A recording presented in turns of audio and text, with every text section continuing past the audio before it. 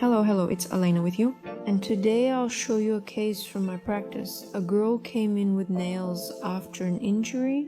It was a long time ago. And basically we observe a partial absence of the finger phalanx, which of course caused the deformation that we see here. The first thing I decided to start with was to remove the free edge as much as possible. That is, we filed until sensitivity appeared. It all looks like filing down the overgrown hyponychium, but that's actually what it is. So the nail bed is the only difference there. Yes, the nail bed starts to slope, to slide down along the finger, but we filed as much as we could until she started to feel sensitivity. Next, we start preparing the natural nail with a 180 grit file. We process it completely, lifting all the scales. Of course, we've already done the combined manicure itself, and now we're applying primer. Next, we apply a thin layer of base and put it under the lamp to cure. And to rebuild or reconstruct these nails, the correct word is probably reconstruct. I'll be using these upper forms. They are unbranded, so don't ask me where I bought them. I honestly can't even remember right now. And we take a clear polygel. I have Amylak polygel. It has a very good consistency and spreads quickly and easily. But right now, in general, there are a lot of good products on the market. I apply it with this metal spatula, and then I use a natural acrylic brush.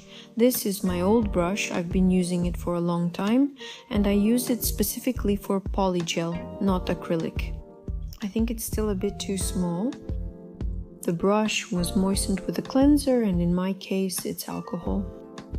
We spread it along the shape, creating a soft square form. Of course, as always, I made it longer than necessary. It's just my bad habit. Whenever I do extensions, I always make them with extra length. I can't help myself, because on the upper form, the nail looks very short, but in the end, it turns out long. We place the form without pressing it down. The key is positioning it correctly at the cuticle. Of course, we remove the excess polygel. I decided to use a pusher. You can use an orange stick or simply go over it with a brush dipped in cleanser. We do the same thing on the second finger. Don't forget to follow the correct direction, and most importantly, don't press the form down. And yes, of course, there will be some space left inside, which we will later fill with a thick base, or you can drop some thick top coat in there. But you need to understand that if we place the form all the way down, we'll end up with the same key-shaped direction for the nail. There's no point in that. Next, we fixed all of this. But the only thing I think I did wrong is, for some reason, I didn't pinch these nails. I probably should have pinched them here because the fingers are quite wide. But we managed to do what we could because this client was in the middle of the process. By the way, this is how it looks from the inside. Now we're going to add a very thick top coat there.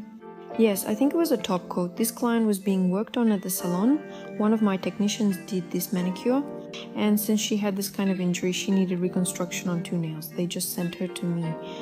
Well, basically, I'm just making excuses now for why I didn't pinch the nails. Honestly, there's no excuse for me. But on the other hand, we basically did, well, probably the best we could have come up with. Here we already have the nails filled in. Of course, from the inside you can't remove the natural nail because there's live tissue there and there's nothing you can do about it. With the carbide bit, we're now removing almost the entire length because her nails are short, and on the other fingers we don't need any long free edge. The only goal was to lift this hooked part and more or less make the nails look similar to the others.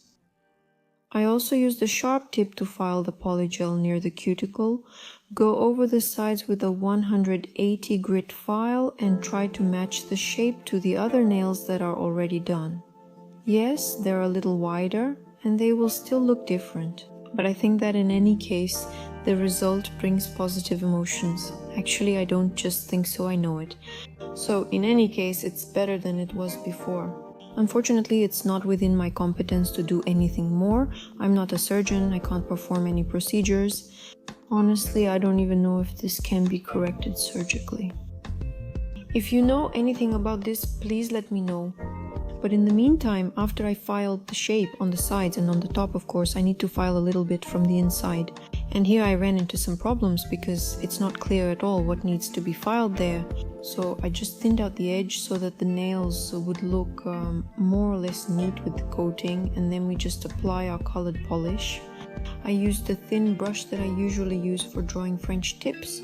The color we have, I think, is from Luxio, but unfortunately I can't remember. No, wait, I do remember. It's called Dreamy. That's right, this color is Dreamy. It's such a beautiful sheer white with a light, pleasant shimmer. In conclusion, the client was very satisfied, and she has already come back for a correction of these nails. They wore really well, but my technician who works with her has already removed them and made a new set because unfortunately it's not possible to do a correction on these nails. Here's how it looks inside, but outside things are much better. That's all. Thank you very much. This was Aliona. Leave your comments and give a like.